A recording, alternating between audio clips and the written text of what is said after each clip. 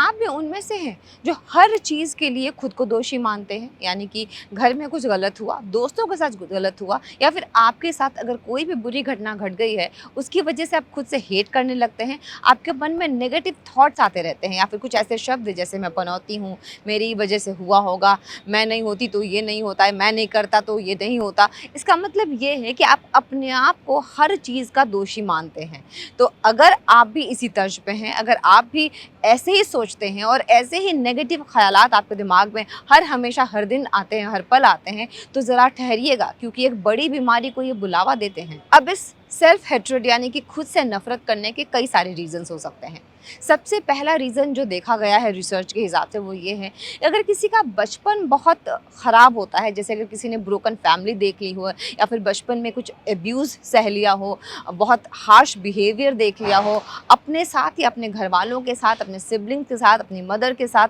या फिर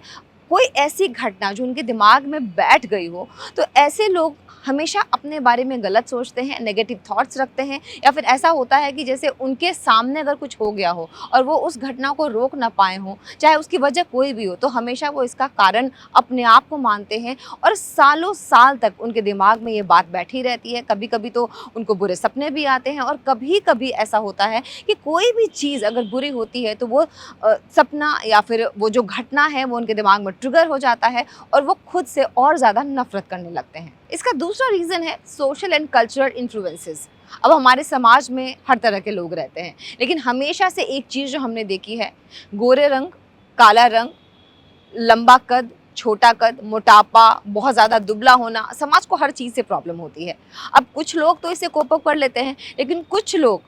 अपने दिमाग में इसको इस कदर बैठा लेते हैं कि वो गोरे नहीं हैं तो वो सुंदर नहीं होंगे, उनका हाइट बहुत कम है तो उनको लोग बहुत उस नज़र से देखते हैं कि अरे इसकी तो हाइट ही नहीं बढ़ी, या कोई बहुत मोटा है तो तुम कितना खाते हो, ये क्यों करते हो, वो नहीं करते हो। वो जो रोक टोक वाली चीज़ है ना, वो घर से शुरू होती है और समाज तक जाती है, और ऐसे में कुछ लोगों के दिमाग में ये ट्रॉमा बन के बैठ जाता है कि मैं तो इस समाज के लायक ही नहीं हूँ, और वो अपने आप से धीरे धीरे नफरत करने लगता है। अब हम खुद से नफरत क्यों करना शुरू कर देते हैं, ये रीजंस तो हमें समझ में आ गए, लेकिन कैसे इससे बचा जा सकता है, उसके लिए सबसे ज़रूरी बात यह है कि हम खुद से प्यार करना शुरू करें। सेल्फ लव करना कभी भी सेल्फिश नहीं कहलाता है। खुद से प्यार करना हमें शुरू कर देना चाहिए। हमें ये समझना चाहिए कि हम बहुत बेहतर हैं, और इसके लिए हमें कंपैरिजन कभी दूसरों से नहीं, खुद से कंपैरिजन करना चाहिए। आज हम 10 किलोमीटर दौड़े हैं तो कल हम 15 किलोमीटर दौड़ेंगे, लेकिन इसके लिए ये ज़रूरी है कि हमारा जो मेंटल टफनेस है वो बरकरार रहे, और ये तभी शुरू होगा